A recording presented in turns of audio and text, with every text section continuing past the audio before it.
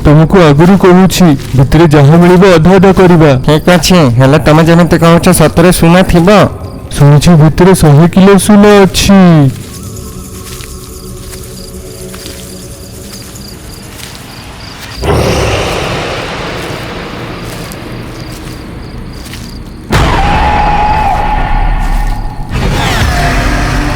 भूत भूत भूत। से दुई जन को मारी बाड़ी पछपटे गछरे झुलई देला। से भूत बंगला भीतर को सुना लोभरे जाइथिबा बहुत लोक गुड़िक से बंगलार भूत मारिकी गछरे झुलई दियंते। ए गाँवर लोक मानक पई एटा किछि नुआ कथा नुह। भितरे जीवा निषेध अछि एठी लेखा हैछि हेले भी लोक माने आ भितरे जाई कि सब मरुछंती। घर को भांगी देबा हेले भूत माने पळैबे। एटा मु केबेठु करि सारिछि। कोनोसी मजदूर आकु भांगिबाकु गले रक्त बांति करिकि मरि जाउछि। ता ऊपर जदि भूत घर को भांगी देबा हेले माने गाँ भितर को आसी जिबे। एमिति गोटे मते तांत्रिक कहबा जोगु मु आ किछि करिनि आकु। एपरि कहि से सब मानक गछर तल को ओल्हे देले कब्रिस्तान रे पोति देले आ चली गले। ग्राम प्रधान रे बापा बेसी बेसी ऋण नै कि ऋण न दे पारिले तांकर खेत घर नै जाउथिले। ए घर ता मध्यरु गोटे। हाँ सेथिपा आकु भांगिबारु बंचे कि किछि गोटे कहानी कहि कि बंचुछि। अंधार है गला पूरा गाँ सुनसान हो गला। सीमा दे भूत बंगलारू बादुड़ी माने दल हो उड़ी जाउछन्ते। कौनसी बाटोई चली चली थकी जाइछे। विश्राम नबा पाई से बंगला को जिबा बेलको बोर्ड रे लिखा जाइथिबा पढुचे सावधान एटा भूत घर एहा भितरे जीवा भयंकर भूत हाथ रे मरिबो सावधान। आज समय भूत होछि कि यह देखि से भीतर को गला आ महल गपाट पाखरे सोइला। अथा राति हेबा परे से भूत बंगला रे अजब कथा सुनी से भीतर को चली गला। किछि समय परे से डरी के चित्कार करी भूत कही दौड़ी भूत जेपरि केमिथिला कार बहुत दूर राय दुर्ग नामक गोटे गाँव रे सिद्धू नामक गोटे पिला काठ कंढे तैयारी करी ताकू रास्ता रे गली गली बिक्री करी निज जीविका को चलाउथिला। सिद्धू गोटे अनाथ पिला जेबे जाए तार हेतु पाइला से राय दुर्ग रे गोटे जेजेमा पाखरे रहउथिला। से जेजेमार मृत्यु परे से एकुटिया ही काठर कंढे तैयारी करी जीविका बहन करुथिला। किछि समय पर तार परिचय इंदु नामक गोटे झियो सहित होला जे सेई गाँव रे रहउथिला। परिचय प्रेम रे बदली गला। इंदु तमे तो बड़ घर रे झियो मु गोटे अनाथ गरीब। आम बाहा पाई तुम घर लोक माने मानिबेनी मते भूली जाओ। चाह किछि भी जाऊ सिद्धू मो केवल तुमको भूल पाए आ तुमको ही बाहा हेबी नहले आ जीवन दे देबी। तांकर कथाबार्ता इंदु घरर चाकर सब पाचेरी पटरो सुनुथिला। आ घर को जाए निज मालिक रंगनाथ को सब कथा कहला। रंगनाथ इंदु घर को आसला परे ताकू रागी की जोरे गाली देले किंतु से बहुत जिदिया। बापा जदि मु बाहा हेबी तो सिद्धू को बाहा हेबी नहले मु मरि जिबी सफा सफा कहि दे चली गला। बाप रे एहार एते जिद जहा कहूची सब करूची।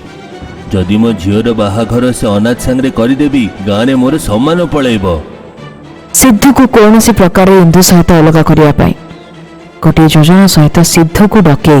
सिद्धू देख तम पाखरे न घर अछि न खेत अछि किछि संपत्ति भी नाही एमिति की संबंध भी नाही। तमे अनाथ मो झियो सहित बाहा करिबा पाई गोटे वर्ष भितरे निज पाई गोटे घर आ सुना नै कि आस हेले तमर इंदु सहित बाहा देबी सेते समय मो झियोटु दूरेई थाओ। ठीक अछि साहेब आपण कहबा अनुसार गोटे वर्ष भितरे संपत्ति आनी कि ही मु आपणको सामने आसीबी। सेते समय मु इंदु संगरे केबे भी देखा करिबिनी। एपरी कहि सिद्धू जीवाकू लगिला। पछरे इंदु आसी सुरक्षित जाओ शुभ खबर आण एही भली कहि गोटे मुदीर संत को हाथ रे देइतला। सिद्धूर आंगुठी रे पिंधाई देला। सिद्धू निज बेकर माला बाहर करी इंदुर बेकर पिंधाई दे चली गला। दिन बीतुची 10 मास बीतीगलाणी। सिद्धूर कौन ठिकଣା नहीं। दिने रंगनाथ आसे ଇନ୍ଦୁ ମା ମୁଁ ତମର ଭେଣେଇ ସାଙ୍ଗରେ ବସିକି ବାହା ନିଶ୍ଚିତ କରିଦେଇଛି। ଯାହା କିଣିବାର ଅଛି କିଣିକି ଆସିଯାଅ ତମେ। ଇଏ କଣ ବାବା, ଆପଣ ତ ଜାଣିଛନ୍ତି ମୁଁ ସିଦ୍ଧୁକୁ ବହୁତ ଭଲ ପାଏ। ମୁଁ ଜାଣିଛି ସେ ଜଲ୍ଦି ଫେରିବେ। ସେ ଅକର୍ମ ଯାଇକି 10 ମାସ ହେଇଗଲା, କୋଉଠି ଅଛି କଣ ହେଇଛି କିଛି ଜଣା ନାହିଁ। ସିଏ ତ ଆସିବନି। ତମେ ତମର ଭେଣେଇ ସାଙ୍ଗରେ ବାହା ହେଇଯାଅ। ମୁଁ ଜୋର ଜବରଦସ୍ତି କରିକି ତମକୁ ଭେଣେଇ ସାଙ୍ଗରେ ବାହା କରେଇବି। ବାପାର ଏମିତି କଥାରେ ପରିବର୍ତ୍ତନ ଦେଖି ଇନ୍ଦୁ ଚିନ୍ତିତ ହୋଇପଡ଼ିଲା। ରାତିର ଅପେକ୍ଷା କରି ରାତି ଅଧରେ ସେ ଘର ଡେଇଁ ଆଉ ପାଚେରୀ ଡାଇଁ ସିଦ୍ଧୁକୁ ଖୋଜିବା ପାଇଁ ସେ ବାହାରି ପଡ଼ିଲା।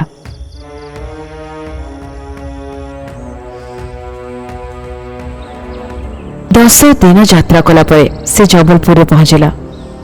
ଗାଁର ବାହାର ଜାଗାରେ ଗୋଟେ ମନ୍ଦିର ପାଖରେ ବସି ସେ ଆରାମ କରୁଥିଲା। ତାଙ୍କ ଘରର ଚାକର ଇନ୍ଦୁକୁ ସେଇ ରାସ୍ତାରେ ବସିଥିବାର ଦେଖେ। ମାଲକିନ, ଆପଣ ଏଇଠି କାହିଁକି? ଚାଲନ୍ତୁ ଆପଣଙ୍କୁ ଘରେ ନେଇଯିବି। ଇନ୍ଦୁ ଚାକରକୁ ଯାହା କିଛି ହେଲା ସବୁ କଥା କହିଲା। ସେଇଦିନ ତମ ପାଇଁ ସିଦ୍ଧୁ ଆଉ ମୁଁ ଅଲଗା ହେଇଯାଇଥିଲୁ, ଆଉ ଏବେ ଆଉ ଥରେ ତମେ ଏଇ ଅଘଟଣ କରନି। ମୁଁ ସିଦ୍ଧୁକୁ ଖୋଜିବାକୁ ଯାଉଛି, ବାପାଙ୍କୁ କିଛି କହିବନି।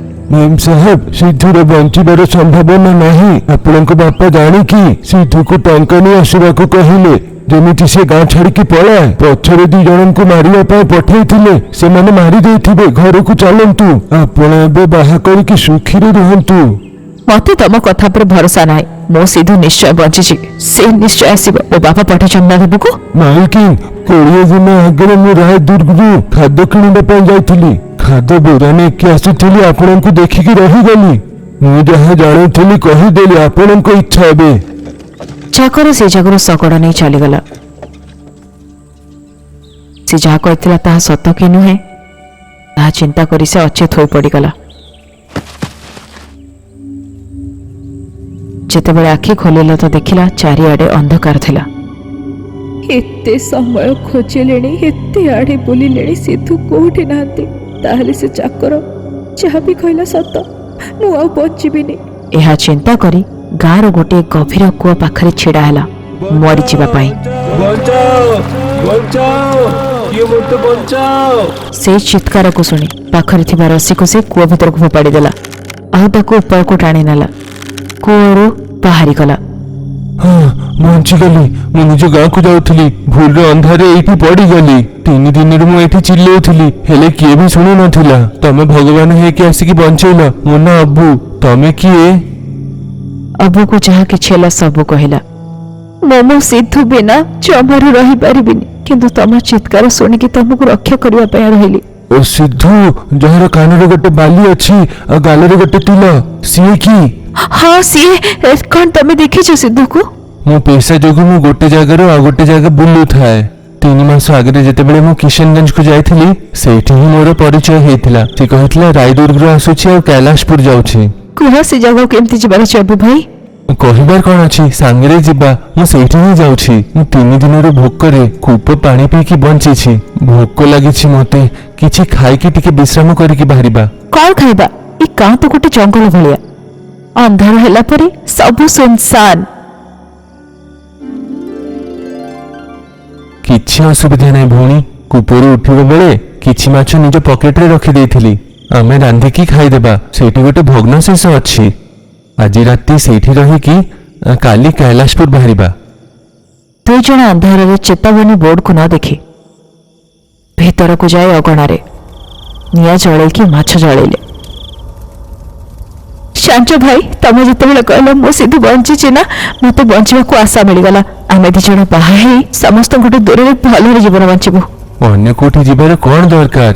ଆରେ ତମର ଏ ଭାଇ ଅଛି ନା, ମହୁଆ ଆସିଯାଅ। ମୁଁ ତମର ରହିବାର ସବୁ ଦେଖିଦେବି। ତମେ ମତେ ବଞ୍ଚେଇଥିବା ଦେଇ। ଏପଟ ସେପଟ କଥା କହି ସେଇଠି ଶୋଇପଡ଼ିଲା। ବହୁତ ଅନ୍ଧାର ହୋଇଯାଇଥିଲା। ଭୂତ ବଙ୍ଗଳାର କବାଟ ଖୋଲିଗଲା। ଭୂତ ପାଦ ଧରି ଭିତରକୁ ଟାଣି ଦେଇଗଲା। ତମେ ମାନେ କିଏ? କାହିଁ ମୋ ଘର ଆଡ଼କୁ ଆସିଛ? ହଁ, ମରିବାକୁ ଚାହୁଁଛ ନା କଣ? ମରିବା ନା କଣ? ବାପରେ ଭୂତ, ବାପରେ। ପାଟି କରିବନି, ପାଟି କରିଲେ ମରିଯିବ। ତମକୁ 3ଟା ପ୍ରଶ୍ନ ପଚାରିବି, ଠିକ ଉତ୍ତର ଦେଲେ 100 କିଲୋ ସୁନା ଦେବି, ନହେଲେ ମରିବ। ଆମକୁ କିଛି ସୁନା ଦରକାର ନାହିଁ, ଛାଡ଼ିଦେଲେ ଆମେ ଗାଁକୁ ପଳେଇବା। ନା, ତତେ ଉତ୍ତର ଦେବାକୁ ହିଁ ହବ। 10 କିଲୋ ତୁଳିର ଓଜନ ବେଶୀ ନା ଇଟାର? ତୁଳିର ଓଜନ ଏତେ କାହିଁକି ହବ? ଇଟାର ହିଁ ହବ। ଭୁଲ। ଦୁଇ ଜଣ ସମାନ। 10 କେଜି ଲୁହାର ଓଜନ ଯେତେ 10 କେଜି ଇଟାର ଓଜନ ବି ସେତେ। ସଠିକ ଉତ୍ତର। ମୃତ୍ୟୁ ପରେ ପୁନର୍ଜନ୍ମକୁ କ'ଣ କୁହନ୍ତି? ଭୂତ କୁହନ୍ତି। ଭୁଲ। ସଂସାର କୁହାଯାଏ ତାକୁ। ସଠିକ ଉତ୍ତର। ସେଟା କ'ଣ ଜୀବନରେ ସମସ୍ତଙ୍କୁ ଥରେ ମିଳେ? ବାପା ମା। ନା। ମରଣ ଅର୍ଥ ମୃତ୍ୟୁର ଦେବୀ। ସାବାସ। ତମେ ଯଦି ଏ 3ଟା ପ୍ରଶ୍ନର ଉତ୍ତର ଜାଣୁଛ ତାମାନେ ମୋର ନାତି ସିଦ୍ଧାର୍ଥ ନନ୍ଦକୁ ବି ଜାଣୁଥିବ। ସିଦ୍ଧାର୍ଥ ମାନେ ସିଦ୍ଧୁ? ମତେ ଏ 3 ପ୍ରଶ୍ନ ସିଦ୍ଧୁ ପଚାରୁଥିଲା। ଯାହା କିଛି ବେଲା ବିସ୍ତାରରେ କହି, ଏଇ ଦେଖ ସେ ଯାଉ ଯାଉ ତା କ୍ରିଷ୍ଟାଲ ମାଳକୁ ମୋ ବେକରେ କେମିତି ପକେଇ ଦେଇ ଯାଇଛି। ସେ ମାଳକୁ ଦେଖେଇଲା। ସେ ମାଳକୁ ଦେଖିଲା ପରେ ଦୁଇ ଭୂତଙ୍କ ଆଖିରେ ଲୁହ ଥିଲା। ଓ ଏଟା ତମେ କ'ଣ କରିଲ ଝିଅ? ଏ ମାଲାକୁ ଖୋଲିକି ତମେ ବହୁତ ବଡ଼ ଭୁଲ କଲ। ୟା ମାନେ ମୋ ନାତିର ଜୀବନ ବିପଦରେ ଅଛି। ତାକୁ ବଞ୍ଚାଅ, ବଞ୍ଚାଅ, ତାକୁ ବଞ୍ଚାଅ। ସେ କୋଉଠି ବି ହେଲେ ତାହାର ତଣ୍ଟିରେ ମାଲାକୁ ରଖିବାକୁ ପଡ଼ିବ, ନହେଲେ ବିପଦ। ସିଦ୍ଧୁ कैलाशपुରରେ ଯାଇଛି। ଆମେ ବି ସେଇଠି ଯାଉଛୁ। ତମେ ଶୀଘ୍ର ଯାଇକି ତାହାର ତଣ୍ଟିରେ ମାଲା ପକେଇ ଦିଅ।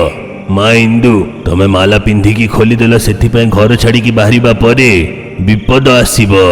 ଏଇ ଗୋଟେ ସୁନା ମୁଦ୍ରା ନିଅ, ଗୋଟେ ଘୋଡ଼ା କିଣିଦିଅ। ଶୀଘ୍ର ଯାଅ, ଯୋଉଠି ସିଦ୍ଧୁ ଅଛି ତାହାର ତଣ୍ଟିରେ ମାଲା ପକେଇକି ତାକୁ ଏଇଠି ନେଇକି ଆସ। ଇନ୍ଦୁ ଏକୁଟିଆ ଭୂତ ବଙ୍ଗଳାରେ ଅଛି। ଗୋଟିଏ ମୁହୂର୍ତ୍ତ ବି ଡେରି ନ କରି ଅବୁ ଗାଁକୁ ଯାଇ ଗୋଟିଏ ଘୋଡ଼ା ଗାଡ଼ି କିଣି ସେଥିରେ ବସି କୈଳାସପୁରକୁ ଗଲା। କିନ୍ତୁ ସେ ଗାଁରେ କେଉଁଠି ବି ସିଦ୍ଧୁ ମିଳିଲାନି। ବହୁତ ଜାଗା ଖୋଜିଲା, ହେଲେ ସିଦ୍ଧୁର କୌଣସି ଠିକଣା ମିଳିଲାନି। ସେ ବୁଝିପାରୁନଥିଲା କ'ଣ କରାଯିବ। ସେ କେବଳ ଚିନ୍ତା କରୁଥିଲା, ଗୋଟେ ହିଁ ଜିନିଷ ଏସବୁ ଜିନିଷରୁ ଆମକୁ ବଞ୍ଚେଇ ପାରିବ। ଏହା ଚିନ୍ତା କରି ଘୋଡ଼ା ଗାଡ଼ିକୁ ପଛକୁ ପଲେଇ ଶୀଘ୍ର ମହୁଆରେ ପହଞ୍ଚିଲା। ଆଉ ମନ୍ତ୍ରବାଲି କାକିର କବାଟକୁ ଠକ୍ ଠକ୍ କଲା। ଯାହା କିଛି ବି ହେଲା ମନ୍ତ୍ରବାଲି କାକିଙ୍କୁ ଜଣାଇଲା। କାକି, ତମକୁ ଯେମିତି ହେଇକି ବି ସିଦ୍ଧୁକୁ ବଞ୍ଚେଇକି ଇନ୍ଦୁ ସହିତ ତାହାର ବାହା କରିବାକୁ ପଡିବ। ହଁ ମୁଁ ବଞ୍ଚେଇବି, ହେଲେ ବିବାହ ମୁଁ କରେଇ ପାରିବି ନାହିଁ। କାହିଁକି କାକି, କାହିଁକି କରିବନି? କାହିଁକି ନା ମତେ ବାହାଘର ମନ୍ତ୍ର ଜଣା ନାହିଁ। ଚାଲ ଜବଲପୁର ଯିବା, ଚାଲ। ମନ୍ତ୍ରବାଲି କାକିକୁ ଘୋଡ଼ା ଗାଡ଼ିରେ ବସେଇ ଶୀଘ୍ର ଶୀଘ୍ର ଚଲେଇ ଭୂତ ବଙ୍ଗଳାରେ ଯାଇ ନେଲା ପରେ ଇନ୍ଦୁ କାନ୍ଦୁଥିଲା। ମୋ ସିଦ୍ଧୁ କାଇଁ? କ'ଣ ତମେ ତା ବେକରେ କ୍ରିଷ୍ଟାଲର ମାଳକୁ ପିନ୍ଧିଲ କି? ନାହିଁ ଭଉଣୀ, ସିଦ୍ଧୁ ବିଷୟରେ ଜାଣିପାରିଲିନି, ସେଥିପାଇଁ ମନ୍ତ୍ର କାକିକୁ ନେଇ ଆସିଛି। ତୁ ଡରନି, ମୁଁ ଆସିଗଲିଣି ନା। ଅବୁ, ସେ କ୍ରିଷ୍ଟାଲର ମାଳ ମତେ ଦେଇଦେ। ସେ ମାଳକୁ ନିଜ ମନ୍ତ୍ର ବାଡ଼ି ଉପରେ ରଖି ମନ୍ତ୍ର ପଢ଼ିବା ଆରମ୍ଭ କଲା। ପ୍ରଜାମନ୍ ପ୍ରଜାମଞ୍ଜୁ ପ୍ରଜାମନ୍ ପ୍ରଜାମଞ୍ଜୁ। ମନ୍ତ୍ର ପଢ଼ିବା ସଙ୍ଗେ ସଙ୍ଗେ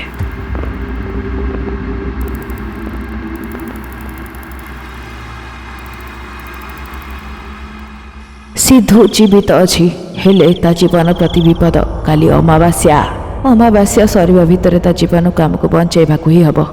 ବାସ୍ତବରେ ସିଦ୍ଧୁକୁ କ'ଣ ହେଇଛି ତାଙ୍କର? ଏହା ଜାଣିବା ଆଗରୁ ପ୍ରଥମେ ସେ କମଳାନନ୍ଦ ନାମକ ବ୍ୟକ୍ତି କପାଳିକରେ କାହିଁକି ବଦଳିଗଲା ଜାଣିବାକୁ ହବ। ମତେ ଦେଖିକି ଯୋଉ ଆତ୍ମା ଲୁଚି ରହିଛ, ବାହାରକୁ ଆସିଯାଅ। ଏହାପରେ ଦୁଇ ଆତ୍ମା ବାହାରକୁ ଆସିଲେ ଆଉ କହିଲେ ଘଟଣା କ'ଣ ହେଇଥିଲା। କିଛି ବର୍ଷ ଆଗରେ ମୁଁ ଏ ଗାଁରେ ଧନୀ ଥିଲି। ଏ ମହଲରେ ଐଶ୍ୱର୍ଯ୍ୟ ଥିଲା। ଗାଁରେ ସମସ୍ତେ ମୋର ସମ୍ମାନ କରୁଥିଲେ।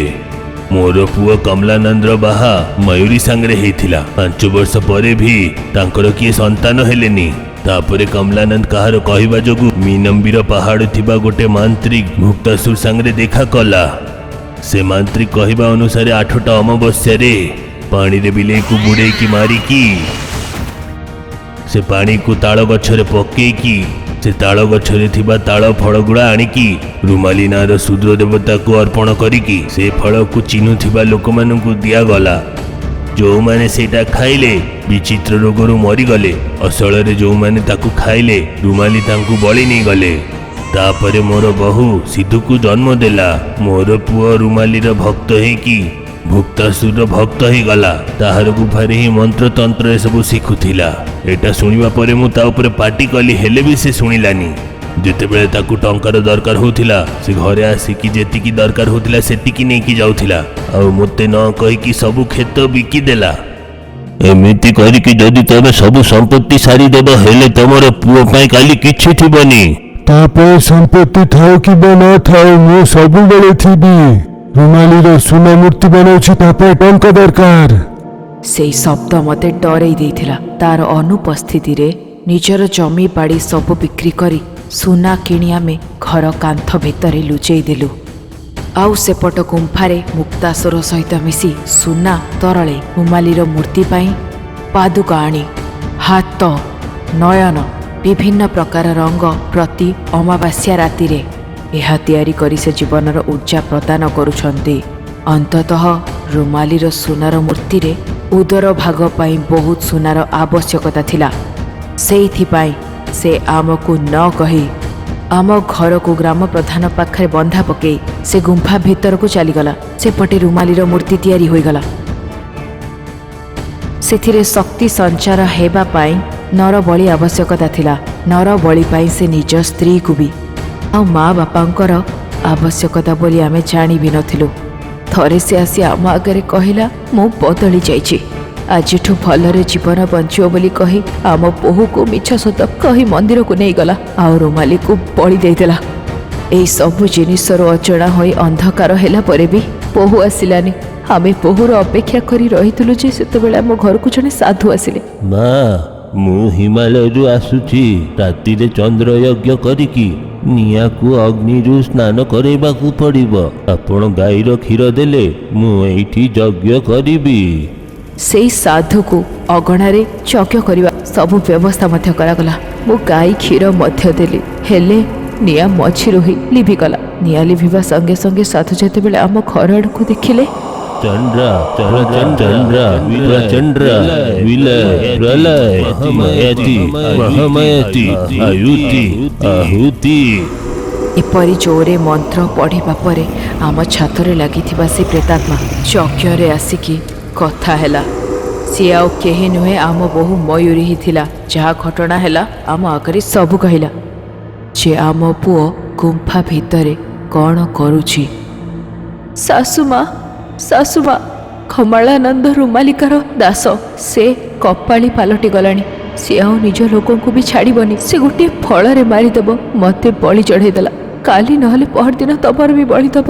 18 ବର୍ଷ ପୂରଣ ହେବାକୁ ନିଜର ରକ୍ତର ପୁଅକୁ ବଳି ଦେଲା ପରେ ହିଁ ସେ ସବୁ ଶକ୍ତି ପାଇବ, ଯୌବନ ଫେରି ପାଇବ, ସବୁ ଜିନିଷର ଅଧିକାରୀ ହେଇଯିବ।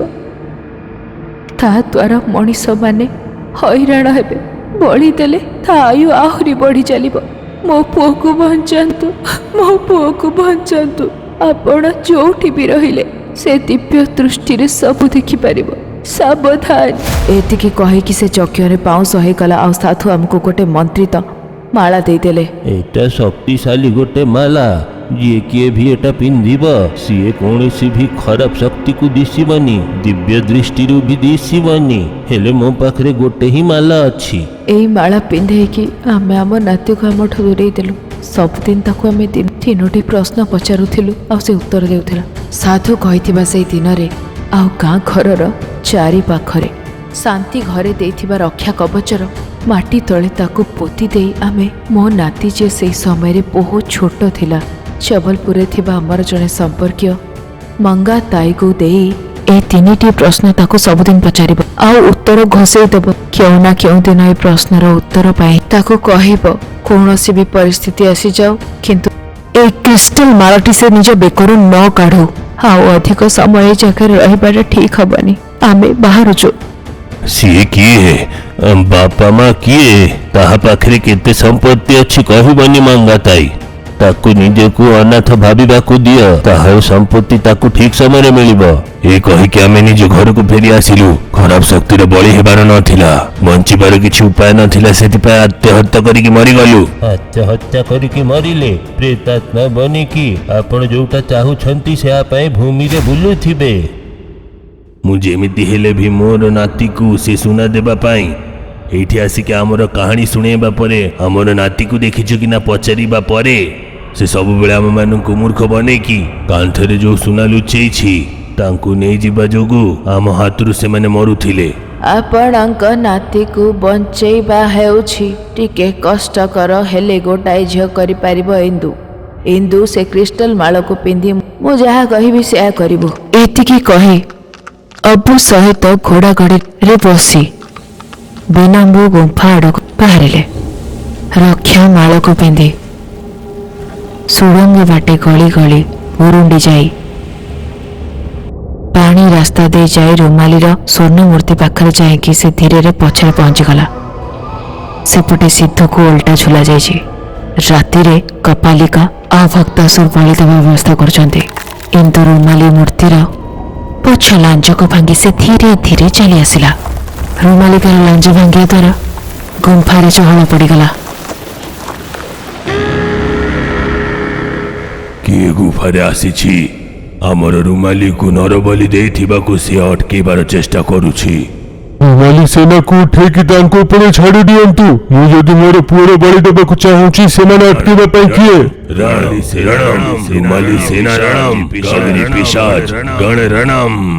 ସେ ଗୁମ୍ଫାରେ ବନ୍ଦୀ ହୋଇଥିବା ପିଶାଚମାନେ ତାଙ୍କ ଉପରକୁ ଆକ୍ରମଣ କରୁଛନ୍ତି। ମନ୍ତ୍ରବାଳୀ କାକି ନିଜ ତନ୍ତ୍ର ସାହାଯ୍ୟରେ ଅବୁ ଆଉ ଇନ୍ଦୁର ଚାରିପଟରେ ରକ୍ଷା କବଚ କରିଛନ୍ତି। ତାଙ୍କ ଉପରେ ଆକ୍ରମଣ କରୁଥିବା ପିଶାଚଙ୍କୁ ସେ ଭସ୍ମ କରୁଛି। ସେପଟେ ସିଦ୍ଧୁକୁ ରୁମାଲିକୁ ବଳି ଦେବା ସମୟରେ ତମେ ଦଉଥିବା ସେ ବଳିକୁ ମୁଁ ସ୍ୱୀକାର କରିବିନି। ମୋର ଲାଞ୍ଜକୁ ଛାଡ଼ିଦେଲେ ମୋର ମୂର୍ତ୍ତିର ଶକ୍ତି ନାହିଁ। ମୋର ଲାଞ୍ଜକୁ ନେଇ ଆସ ଯାଅ। ରୁମାଲିର ଲାଞ୍ଜ ନେବା ପାଇଁ 2 ଜଣ ଗୁମ୍ଫାରୁ ବାହାରିଲେ। ମୁଁ ଯାହା ଚାହୁଁଥିଲି ସେୟା ହିଁ ହେଲା। ଏମାନଙ୍କୁ ମୁଁ ଗୁମ୍ଫାରୁ ବାହାର କରିବାକୁ ଚାହୁଁଥିଲି ଆଉ ଏମାନେ ଆପେ ଆପେ ବାହାରକୁ ଆସିଗଲେ। ଗୁମ୍ଫା ଭିତରେ ୟାଙ୍କର କେବଳ ଶକ୍ତି କାମ ଦିଏ, କିନ୍ତୁ ବାହାରେ ଚୁଚୁପି।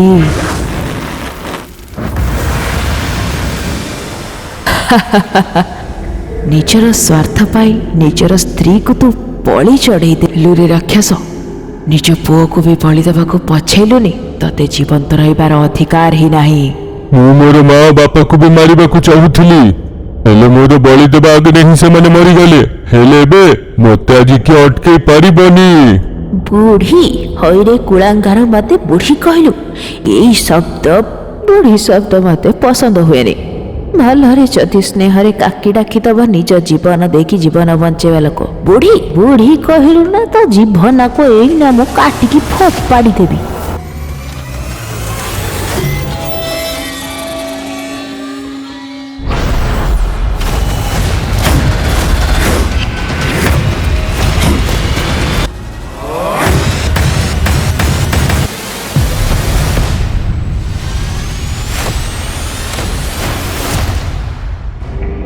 ଜଣଙ୍କୁ ସେଇ ଜାଗାରେ ହିଁ ମାରିଦେଲା।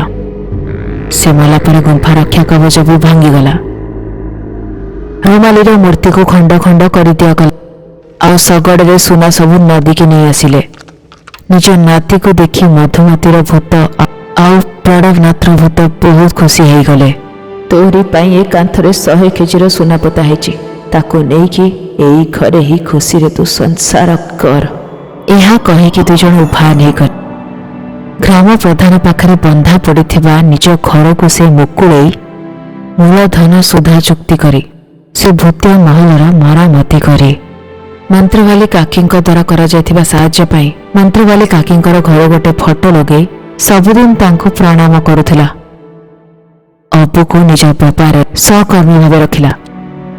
ରଙ୍ଗନାଥ ଦ୍ୱିତୀୟ ବିବାହ କରି ଗାଁରେ ଗରିବ ଲୋକଙ୍କ ସାହାଯ୍ୟ କରି ସେ ଜୀବନ ବିତାଉଥିଲା।